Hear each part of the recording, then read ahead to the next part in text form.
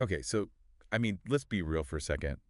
We've all seen those YouTube thumbnails, right? The Yeah. ones that are like, retire on Bitcoin with like a Lambo parked out front. Oh, absolutely. Those are everywhere. Like everyone and their dog has the like secret sauce to, you know, get rich quick with crypto. It's definitely a hot topic. And yeah, those promises can be pretty alluring, especially when you see, the price of Bitcoin doing its whole up and down thing. Totally, totally.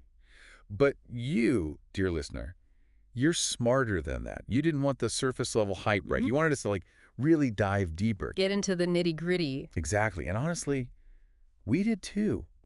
The stuff you sent over, Yeah. especially Mark Moss's work, it really got us thinking differently about like wealth building in general, not even just crypto, but the whole picture. It's funny you mentioned that because Moss actually throws out this idea that most of us are playing the wrong financial game entirely. We're stuck with these outdated rules. Low like that. Like imagine playing checkers, but everyone else is playing chess. You're just never gonna, You're playing the wrong game. Yep.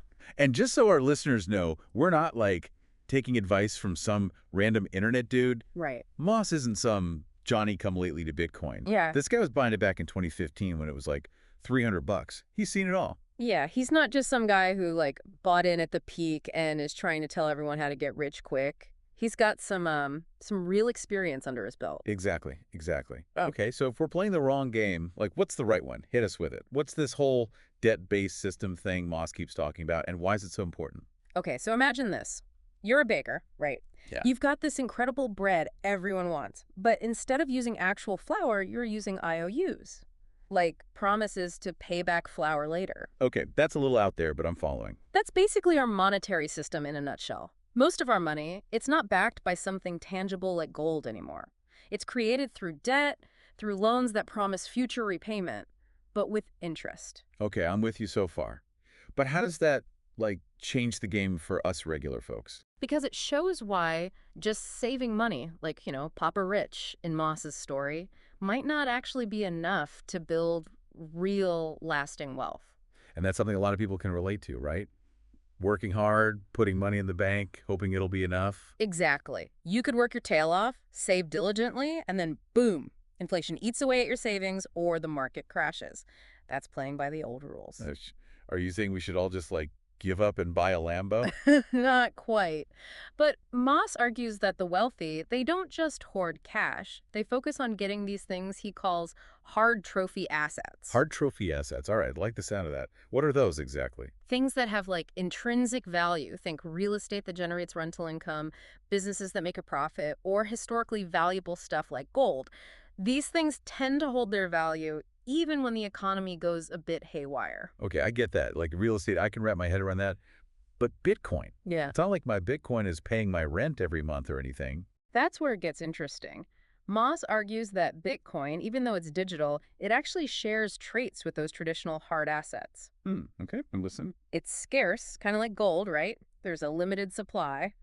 And it's decentralized, meaning no single government or institution controls it, which can be, appealing when things are a bit uncertain in the world. So that's where he brings in the leverage part.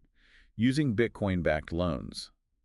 Basically making your Bitcoin work for you, even if it's not spitting out cash every month like a rental property. Exactly. Instead of just holding onto your Bitcoin, you use a portion of it as collateral to take out a low-interest loan. Like, let's say you find a loan with a 5% interest rate. The key is keeping that interest rate really low. Then you use the money from that loan to buy more assets, which could, supercharge your wealth building. It's like taking that old buy low, sell high idea and Yeah. applying it to Bitcoin and whatever you're buying Right. with the loan, right? But, and maybe this is just me being like a little risk averse, but isn't that a bit of a gamble? Bitcoin is famous for being, volatile. What if the price tanks? Well. Are you not just stuck with a mountain of debt? That's the thing about Moss's strategy, that low interest rate. That's your buffer. Okay. Even if Bitcoin drops, you've got that cushion. Say Bitcoin takes a dive, even a big one, because you locked in that low rate, like that 5% we talked about, you have wiggle room. I see. Bitcoin doesn't have to go to the moon for you to still come out ahead. Okay. That makes me feel a little bit better about the whole volatility thing. Yeah. But still, I mean, we're talking about like betting on Bitcoin here. To calm my nerves a little, can you walk me through one of Moss's examples? I remember reading something about like a back testing scenario, starting with just 5 grand. Yeah. He uses that one to show how this strategy, even with just a little bit of starting capital, can really snowball.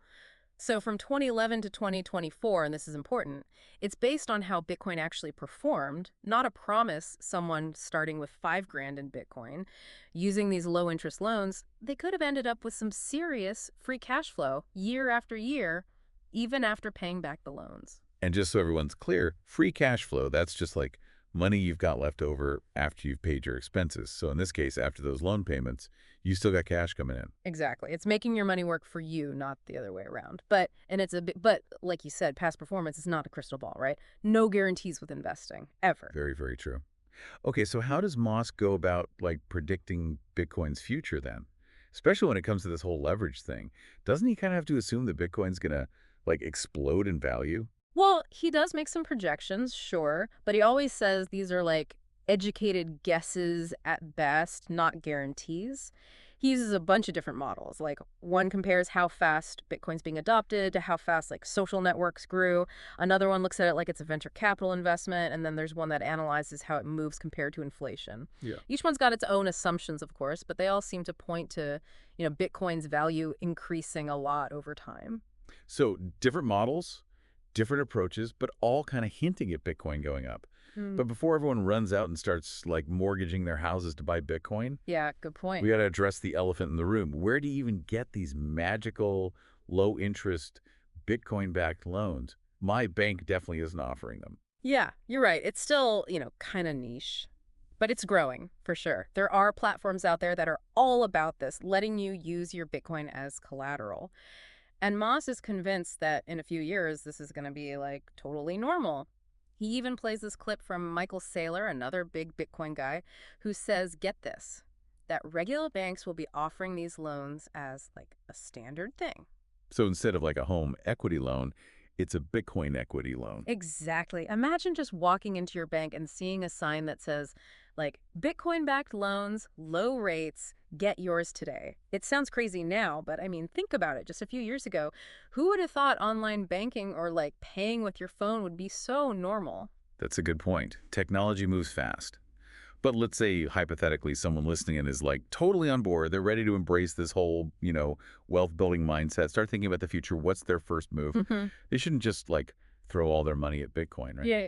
Oh, absolutely not. Way before even thinking about specific assets, the most important thing, and Moss says this over and over, is education.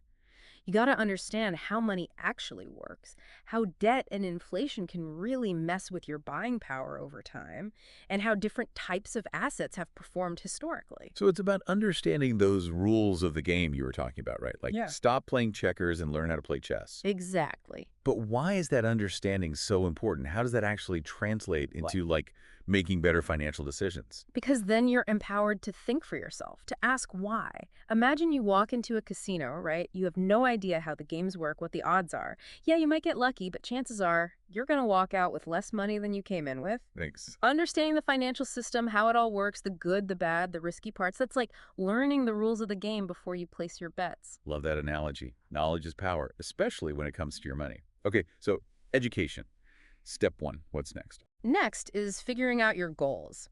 What does financial success actually look like for you? Are you trying to build up some passive income so you can, quit your job? Who isn't? Are you more about building a legacy for your kids, your grandkids? Or is it more about just, making sure your money doesn't get eaten by inflation? The answers to those questions, those are going to guide your investment choices, your whole strategy, really. So it's not about like Bitcoin is the answer, buy now, get rich. It's more like figuring out what you want your money to do for you, how much risk you're cool with, and then seeing if Bitcoin or anything really fits into that. Exactly. It's about you being in the driver's seat. And that means being honest about your risk tolerance. Like, Bitcoin, let's be real, those price swings can be like a roller coaster ride. yeah, not for the faint of heart. And Moss is really clear about this leverage. It's like a double-edged sword, right? It can make you more money, but it can also magnify your losses. He uses this analogy of debt being like fire, can keep you warm, or it can burn your house down. It's so true. You really got to know what you're getting into with this stuff. Never leverage more than you can afford to lose. That's like rule number one. Which brings me to something else. We've been talking a lot about Moss and his whole strategy, but you sent us a ton of stuff for this deck dive. What are some other perspectives we should be thinking about here? Especially when it comes to this idea of like moving away from the traditional retirement plan. Right. So one of the articles you sent, this economist from a think tank, Mhm. they argued that while Moss is right about the downsides of just saving money, he kind of glosses over how complicated leveraging assets can be, especially something as volatile as Bitcoin. Yeah, that makes sense. They said, for most people, it's just like way too risky, Hmm. especially with how unregulated the crypto world still is. And all the scams and stuff, right? You hear those stories all the time. Exactly. So this economist, they were more into a balanced approach. Like, yeah, branch out beyond your savings account, but look at less wild options. Things like index funds, real estate, maybe even starting your own business. So still kind of like that hard trophy asset idea, but maybe without the constant fear of like losing everything. Exactly. And that actually leads to what I think is the biggest takeaway from all this, whether you're all in on Bitcoin or not. That old school work, save, retire at 65 thing, it might not cut it anymore. Especially with inflation going crazy these days, your money's literally losing value just sitting there. Exactly. So just saving, it might not be enough to even maintain your lifestyle, let alone, actually build wealth. We got to be smarter, more proactive. So if the old way is broken, what are we supposed to do? Just like stuff our cash into the mattress. It's about changing your mindset from being a consumer to being a creator. What can you get today that will make you money or be worth more later? That might be rental property, a side gig that turns into a real business, even investing in yourself, your skills, so you can earn more. It's all about taking control, right? Not just hoping that the system's going to work out for you. This deep dive has definitely given me a lot to think about. I'm already looking at my spending like What a little different. Yeah. a little differently. Well, on that note, I'll leave everyone with something to think about. If the way we've been doing retirement, saving, all that, if it's not working anymore, what's a better way, a smarter way to make sure we're taken care of in the future? Big questions. Thanks for diving deep with us. Until next time, happy learning.